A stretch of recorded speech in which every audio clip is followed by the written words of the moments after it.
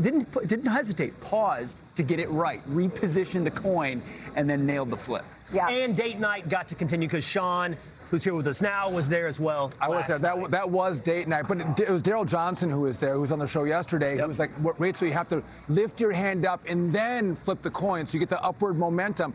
And you saw when you saw her after the toss, she was very proud, very excited. One of the big, handsome football players came up and said, "That was a great coin flip." He did. He did. And I was like, wow. It was really cool. And I thought I had to catch it. What was even better is our daughter called right after and said, "Oh my God, some of my friends from school were watching the show and your mom just flipped the coin." They were happy because they said that's a great sign that young college guys are watching. It's a great sign. If they're watching the USFL on FS1 and they catch that, that's pretty cool. They saw you guys. Did you guys have to flip a coin before the coin toss to see who actually got to flip the coin, or you just gave it to Rachel? You know, they were kind. It was easy. I mean, first it was like, well, who's going to do it? And then we're like, well, Rachel's going to do it. Yeah. Yeah, and then when they found out that I thought I had to catch the coin, and then thankfully they told me not to, and they didn't trick me.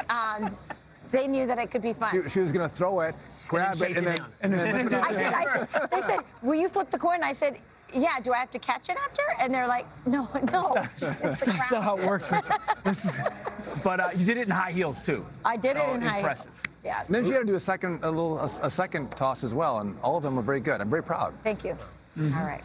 Glad you're proud. We want to get some serious news with you this morning as well. So John Durham of the Durham Report is scheduled to issue subpoenas to the Clinton campaign and the Democratic National Committee. This investigation continues to, as many anticipate it should, Sean, expand.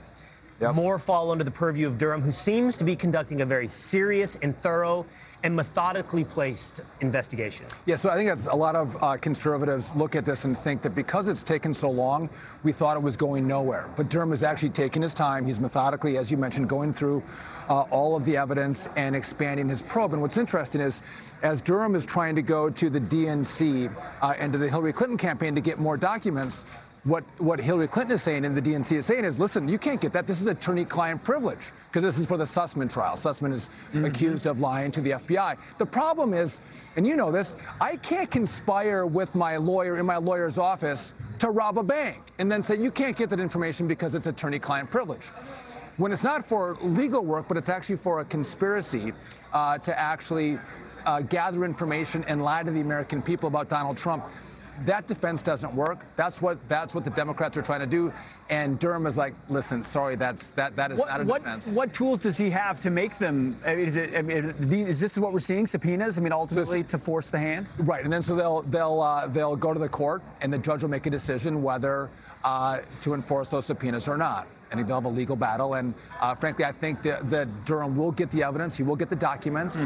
But no doubt, the DNC and Hillary Clinton do not want these documents to come out because it'll show they came up with the premise that Donald Trump conspired with Russia. They pulled it out of thin air. Then they said, we're going to go find the evidence to make this theory work. We got to find evidence that could lead a reasonable inference of an individual who reads this material to believe that Trump did collude with Russia. So it was all concocted. When they talk about a big lie, this was the big lie of 2016, 2017, 2018. 2019 and 2020, and we're only getting into the truth right now. And you talk about a reasonable inference. They probably didn't even need a reasonable inference because they had a willing participant in the media to take whatever smoke they could create and assume there's fire. But I want to go back to your optimism. Do you think, Sean, at the end of this entire investigation, there will be some accountability and some obviousness to the truth? So I don't know there's going to be accountability. Is Hillary Clinton going to go up to Hillary? What I think is going to happen is we're going to expose what happened. And I mean, that's all I ask for. I mean, again, I would love if people were prosecuted, people were put in jail. That would be great. But I want to know what they did, how they did it, what units of government participated in this conspiracy to take down a city. Yeah, you're right. And the only way you can fix these problems is if we know what they did. And the American people go, listen, hold on a second. This is not how democracy works. They talk about democracy all the time. This is not democracy. You can't use the tools of government to go after a sitting president. And you can't get his metadata from the executive office and then siphon through it and try to make inferences that he's colluding with Russia when it's absolutely false. I mean, that's not how our government works. And I think once we discover that, then we can step back and go, okay, this is what they did. They did cheat. Not many people are going to jail, but we can never let this happen again. I have to say, Sean, I'm really frustrated because, and I get it. It's nice that he's going through this methodically, blah, blah, blah, blah, blah.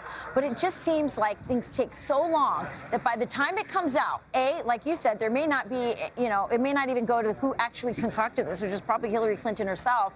But also that it becomes this like page 12 little blip of a story. Everybody Move on, we got yeah. more stuff. I'm so frustrated because I did actually, and it's not a surprise, I voted for Donald Trump. You did? And I'm What? And Fox News alert. Rachel Fox voted for News alert. Trump. I'm mad.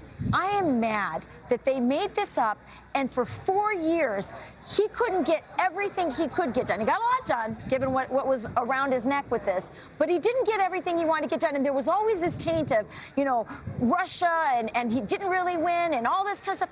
I'm mad about that. Rachel, I think that what you're saying is the risk is it will be ignored. When the truth is exposed, it will be ignored. And I would just say in response to you, they'd ignore it today. Yeah. It doesn't matter if it's today or 2 months from now or a year from now. They'll ignore it at every moment. So at least I hope that what Durham is doing is bulletproofing the truth so that when it comes out, it is undeniable. Rachel, you just made the case. Where do I get my 4 years back? No, but you're not going to get them back. Yeah. But you just made the case for why Trump will run again in 2024. Yeah. You just made that case right here. You look at what was done to him. If he looks at it and says, complete exoneration, not only was it not me, but it was the Clinton campaign, and we proved it. Now I'm running again in 24. Get out of the way. And I think that's where a lot of people are looking right now. For conservatives, the frustration comes to look at how we have been prosecuted, how every tool of the law that's never been used against anybody is used against conservatives, but Democrats can commit these kind of crimes and nothing happens to them. The disparity in the equality of distribution of the law is what concerns us. But again, I'm not shooting for the stars. Yeah. I'm shooting for information so we can fix it. And the disparity in the media coverage, and that it's worth mentioning because it's just so egregious. This is a huge story. It's a massive story.